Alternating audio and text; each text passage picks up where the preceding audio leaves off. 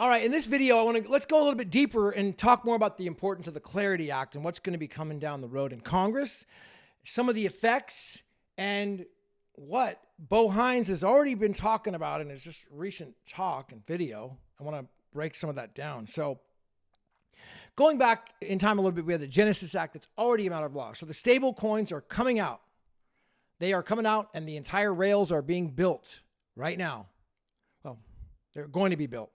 One of the latest shows that Bo Hines did, I'll put at the end of the video, is that he talked about how the OCC, the Office of the Comptroller of the Currency, the one that regulates the banks and the licensing for all these banks, they are across the hall from them, and they're in talks about framing the regulation, under this new law and how it's going to work. So that's coming.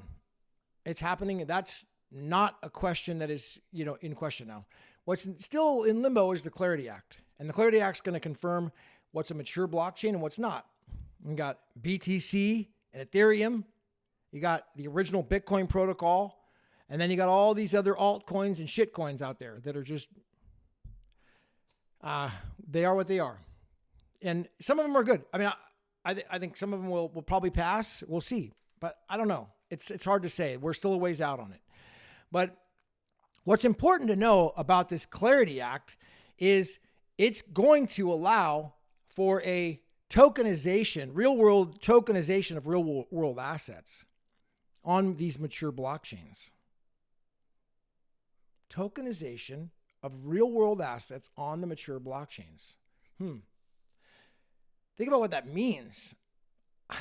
I mean, all right, so all your real estate transactions, title, land deeds, mortgages, let's tokenize that, put them on a blockchain, make them recordable so we have a record of them. We don't just use a county recorder anymore. This is going to become a matter of law. And the big elephant in the room that Bo Hines talked about on his show just recently is the tokenization of the derivatives. Now, if you guys aren't following what's going on in derivatives, it's the biggest market ever of all time in history and in the world right now. I don't know what the volume is. I mean, in the quadrillions. So it's a massive volume of liquidity in the derivatives market. And this is where the banks, the giant institutionals are trading back and forth on derivatives. It's unregulated gambling at high stakes is usually basically how you describe it. So if you're a massive trillionaire bank, you want to gamble and bet on futures and take bets, that's where you do it. And you can gamble without regulation. Isn't that cool? That's great, right? So, but that derivatives trading market is something that can be put into all on chain. And that's one of the things that he talked about was tokenization of these markets. Now, here's where the excitement comes in.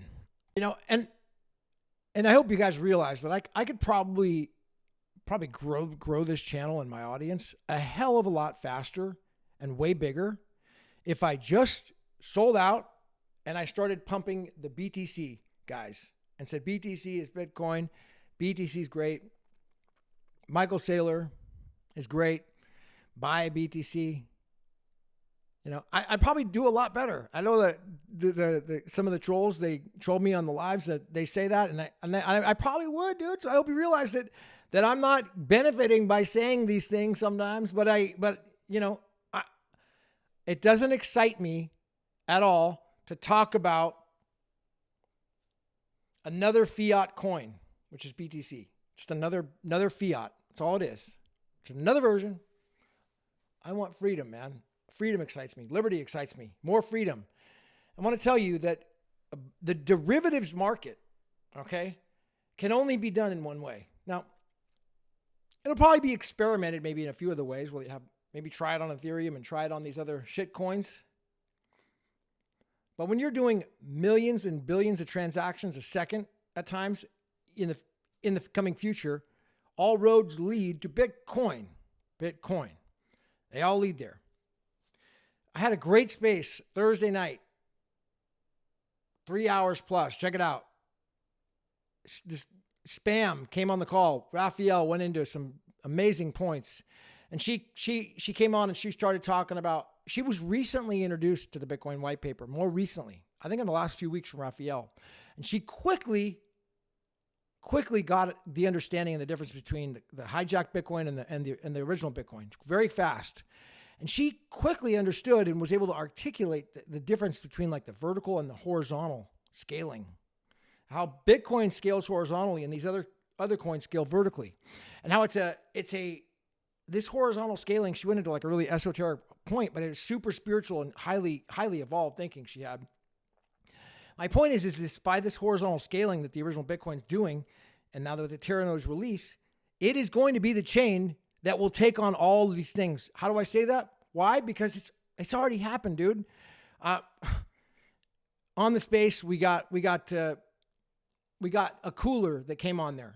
And Raphael talked about how there's coolers that will come on when you're really on a momentum and you're on a high level and everybody's vibing and it's a good vibe and we're about to end. A cooler will come on and he'll cool the vibe and he'll tell everyone that's never going to happen. It's never going to work. What you're talking about is a failed idea. Bitcoin is dead. Bitcoin is over. It's never going to work. And a cooler will come in and do that. And I'm a free speech guy, dude. I'm all about hearing free speech. But as long as it's backed up in some argument, some facts, some law, some examples, citations, give me an intelligent, adverse opinion and I'll listen to it. I love to hear it. But just a cooler coming on and saying it's never going to work without any of that, it's just a cooler, let's move on. I don't want to hear about it unless you could back it up with something. Not your own personal sob story. That doesn't count. I need to hear really facts, law, why it's not going to work. Give me examples and all, how we're working. And if there is, I'm always open to it.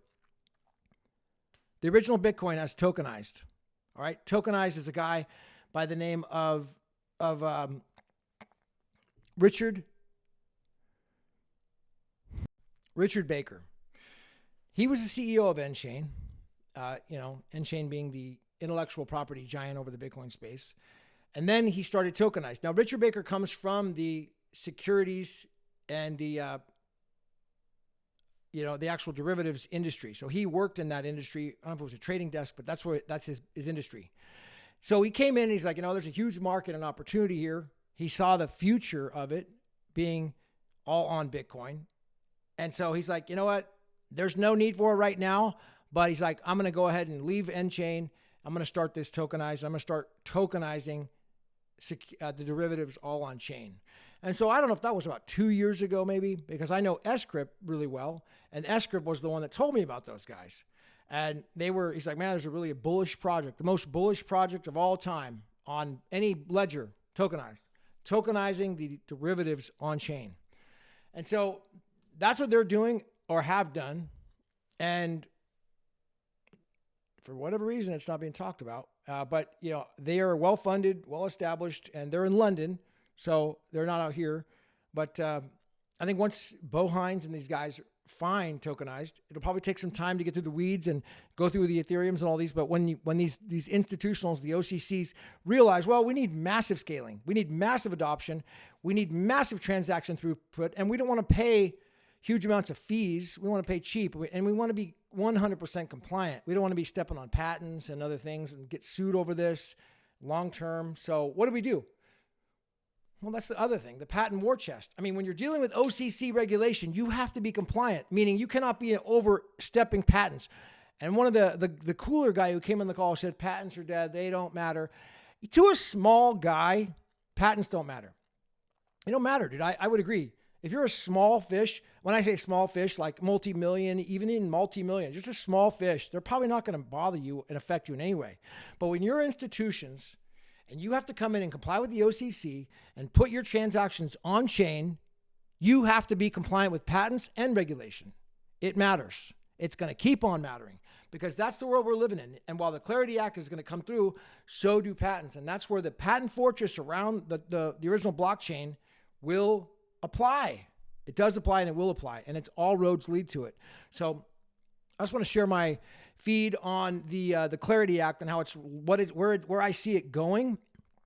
You're not going to get rich quick. So like Bo's saying on X, he's like, Satoshi says build. If you could build, if you could hire developers, if you could hire builders, entrepreneurs, build, man. There's so much opportunity to build this stuff right now and to create adoption. That's what we need. We need people to build and think of ideas. That's why I make these videos, because I want to hopefully inspire you to think of an idea of like how you can bring this adoption. If you know this information before everybody else, how can you use it and profit from it? You know, that's the idea. While it's cheap and low, you know, before everybody else knows about it, it's been suppressed. They're going to keep pumping the shit coins and the fiat market until it fails. And that's going to go on for a little while longer. But we know that we can build for the long term because we see the roadmap. You know, the Clarity app is coming. The Genesis Act's already passed. Tokenized is already out, and they're happening. And with these patents that exist, okay, I'll debate anybody on this. Institutions listen to patents, dude. The big fish do, not the little guys, and they will always comply with patents. And patents matter because they're extremely expensive to litigate over. And if these institutions lay framework on a new line without compliance to patents, they are going to get sued so hard, and it becomes, no, it's not going to happen. Put it this way, it will not happen. They will comply with the patents, and in order to comply, all roads lead to Bitcoin. Okay. The original Bitcoin, of course, you know, somebody messaged me the other day. I'm going to meet with her this week, and they talk about using the ticker. I don't care about what you call it on a ticker, okay? I'm not interested in trading. That's for trading. I'm talking about the Bitcoin protocol, the original Bitcoin protocol. It still exists. It was hijacked, but it still exists. You know, so that Bitcoin protocol from 2009 that scales, that's fast, that's cheap, that's digital cash. All right? Hit the ones.